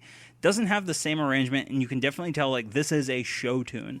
I've got those lovesick blues, got the feeling all the blues. Since my sweetie said goodbye, seems I don't know what to do. All I do is sit and cry. That last long day we spent alone, why I'm yearning for it yet. Then she filled me with a kind of loving I never will forget. The way she called me. And then in 1925, there was a blackface minstrel performer named Emmett Miller who also did a version that introduced the yodel to the song. But it was Rex Griffin's version that actually brought the tempo up, because Emmett Miller, like, he introduced that "got a feeling for the blues, oh Lord," like that part of it. But it was still slow, like the show tune version. I got a feeling called a blues since my mama said goodbye. It seems I don't know what to do.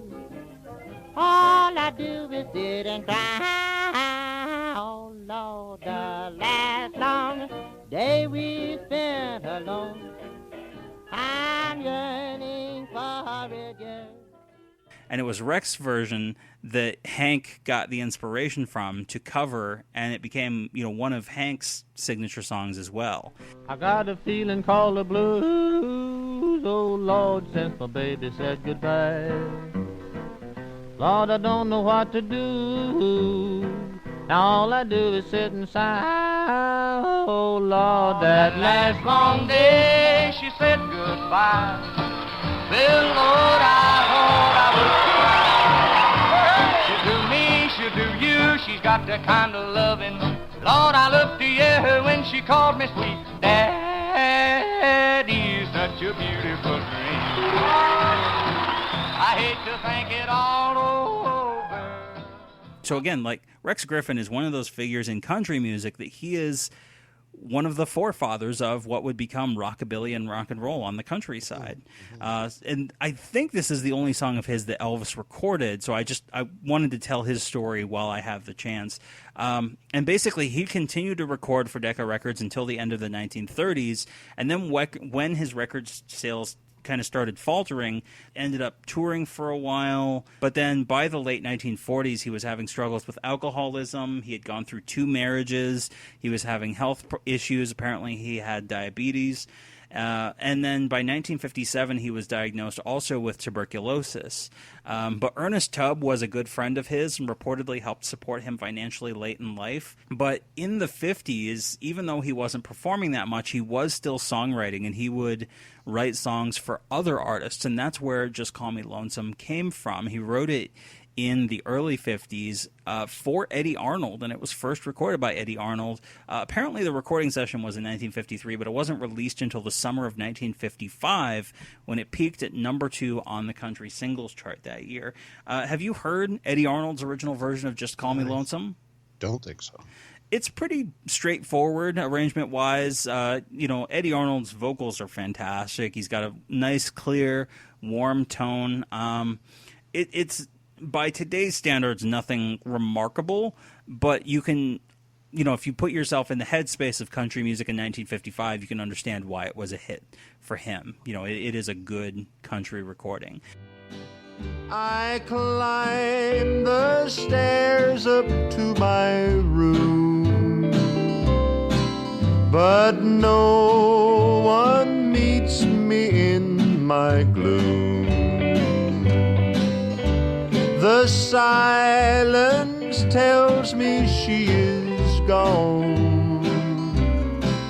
Just call me lonesome from now on. Right away, it was covered by Red Foley in the fall of 1955. His arrangement wasn't that different from Eddie's, but he's a little looser on the delivery than Eddie Arnold was. I climb the stairs up to my room, but no one meets me in the gloom. The silence tells me she is gone. Just call me lonesome from now on. But then it was covered in 1958 by Wanda Jackson, and I really like her version. Like, I've talked before on the show that you don't like her stuff. Not the biggest fan of Wanda Jackson's voice, but it's got this really mournful quality that's missing on basically all of the men's versions that I'm going to talk about, whether that's Eddie Arnold, Red Foley, and then next I'm going to talk about Ernest Tubb. But, like, she's got something in hers that, like, the song is Just Call Me Lonesome. She actually sounds lonesome.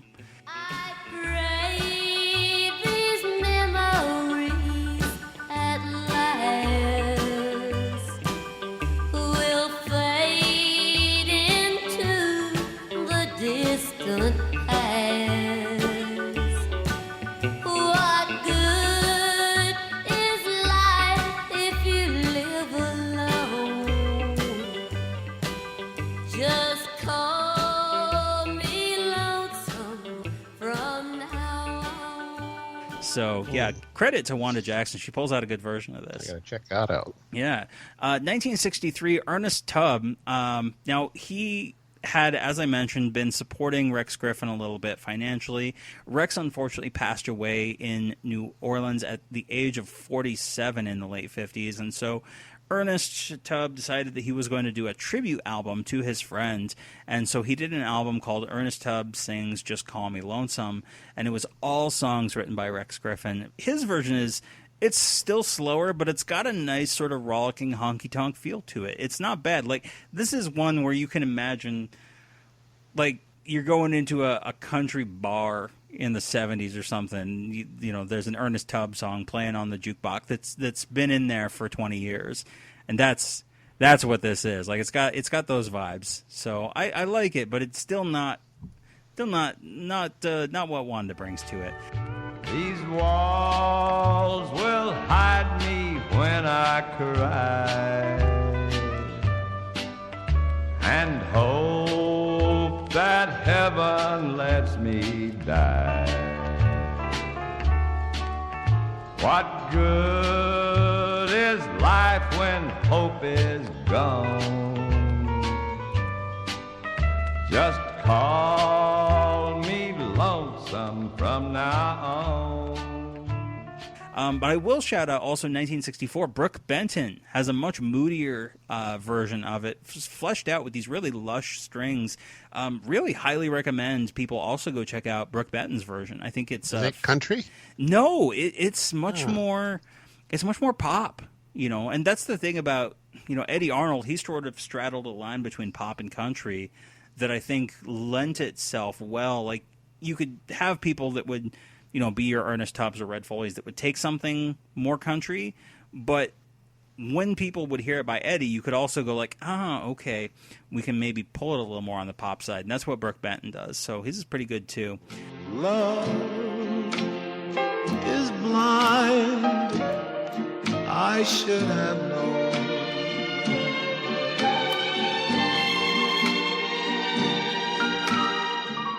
Just call me lonesome from now on. And there were several other artists after Elvis who recorded it, but none that I thought were worth bringing up that I heard. So I'm just going to dive now into Elvis's. Recorded September 10th, 11th overnight session, 1967 at RCA Studio B in Nashville. Now, this is the same session that Jerry Reed was at for Guitar Man and Big Boss Man. Jerry Reed, of course, was brought in to get the guitar part right on Guitar Man, the song that he had written, because they weren't getting the feel right. And after recording a couple songs, it was interrupted by a mid-session debate over the publishing rights to Guitar Man. Of course, it was that business side interfering with the creative. So Jerry left halfway through the session. He's not on this version of it, of Just Call Me Lonesome. But that makes sense. Jerry took off and Elvis sings Just Call Me Lonesome, right? As he's down. Totally. But yeah, so it was. So what's interesting is that take one is the master recording. They knocked it out in one take, and then they continued for a few more. Take two has never been released. Take three is basically just some chatter and Elvis kind of giving the band some direction. Hey boys, use a little drum thing you got in there. Use a little drum thing you got in there. On the second verse. Start on the second verse. DJ, you played with me. You played drums with me for years, man. You ought to know.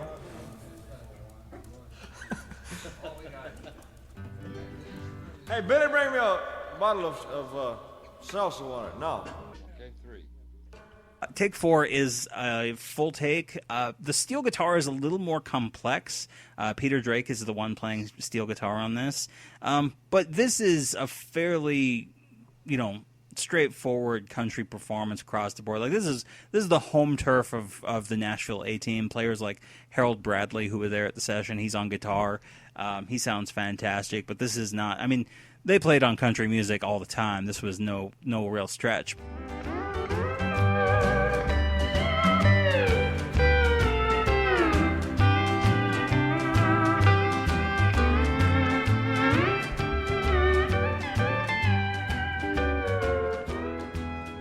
But it's Elvis's vocal that really amplifies this and turns it into more than just a country song.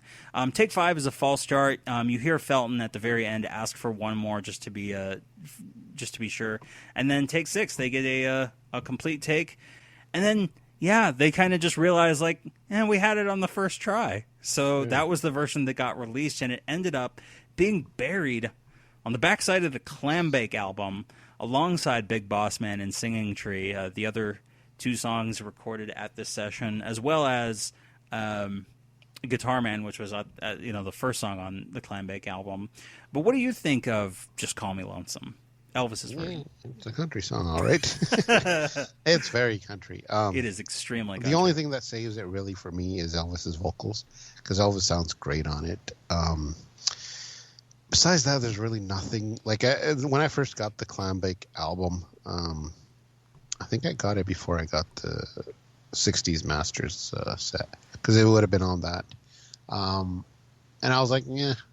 It actually ended the album too, didn't it? Yeah, this was the I last remember song. Yep, on the album. So I was like, why'd you end on this? Why couldn't you end on Confidence? It was a much better song. No, I'm just kidding. Yeah, it's fine. It's not my forte, but I do like Elvis's vocals on it. That lead guitar can get kind of annoying. Yeah, to the me. steel guitar. Yeah, the steel guitar. But besides that, yeah, it's fine. I know you're going to talk about the Guitar Man one, but I think I like this one better. Yeah, definitely. And yeah, as you were alluding to, in 1980, Felton Jarvis had overdubs done for a project that he was working on that would become the 1981 album Guitar Man, where they were going for a sort of 80s urban cowboy, like 80s country production style, basically pulling off all the instrumentation, leaving Elvis's isolated vocals, and then adding in new backing tracks, starting with bringing Jerry Reed back in to cut new guitar parts on that song. But yeah, there's a version on, and so this is the thing. This is where I first heard this song. Yeah, that's what I was going to say. Was you know this version? The Guitar Man version. Yeah, it was forever before. I think it was the same set, the 60s master set, that I first heard the original.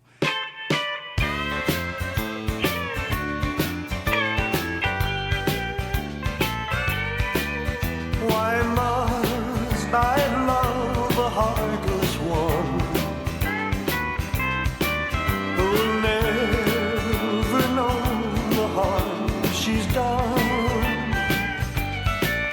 Though love is blind, I should have known. Just call me lonesome from now on.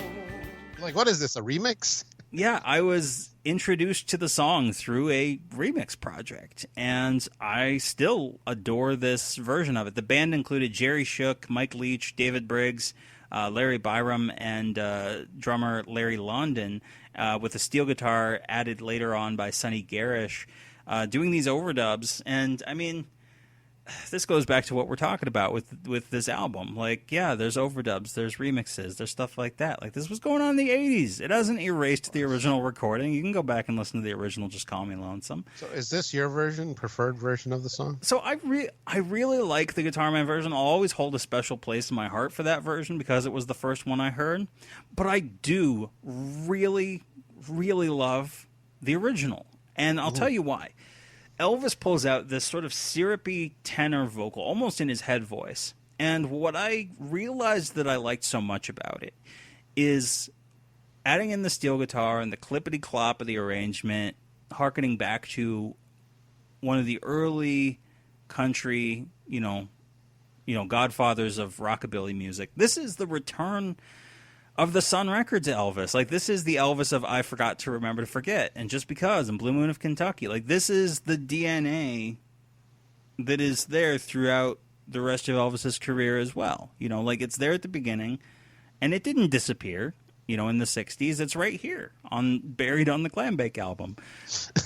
But he turns in an excellent vocal. It's a great performance, and I was listening to this back to back with I Forgot to Remember to Forget, and it's easy to imagine like somebody going back in and overdubbing some steel guitar on I Forgot to Remember to Forget, and it wouldn't sound out of place, because it has a similar vibe. I'm not saying they should. I'm just saying it wouldn't have sounded out of place.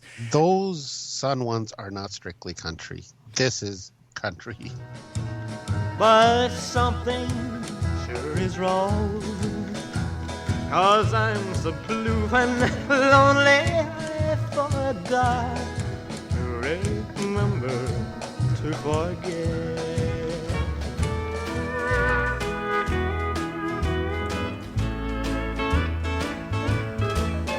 These walls will hide me when I cry, and hope that heaven lets me die. What good is life when hope is gone?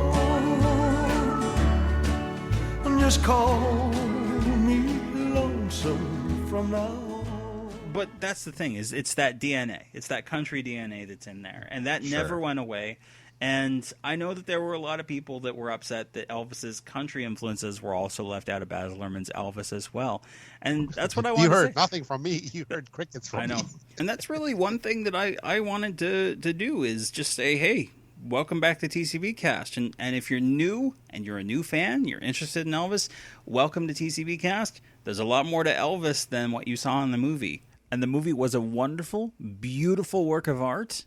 But it obviously couldn't capture everything, and we're not going to tell you that you shouldn't like the movie because it left things out or didn't get everything included in there. That's what our job is. That's why we're here. So, yeah, I just wanted to pull in some of that country influence because, hey, I've been banging that drum for a long time. So, and I'm trying to hide that drum.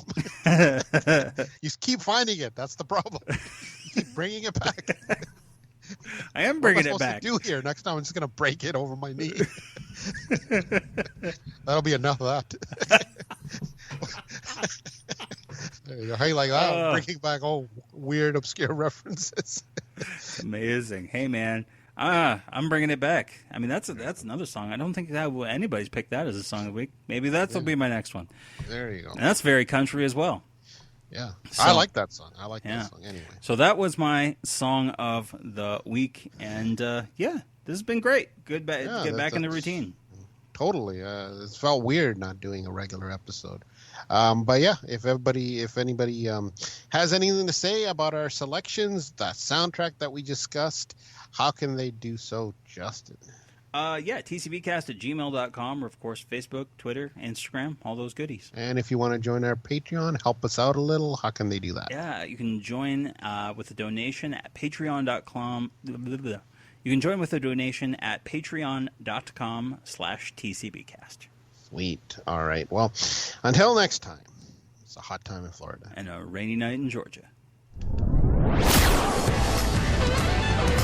You've been listening to the TCBcast, an unofficial Elvis fan podcast. Justin Gosman and Gurdip Ladar have left the building. Someone must have stomped on his head with those blue suede shoes. Thank you and good night.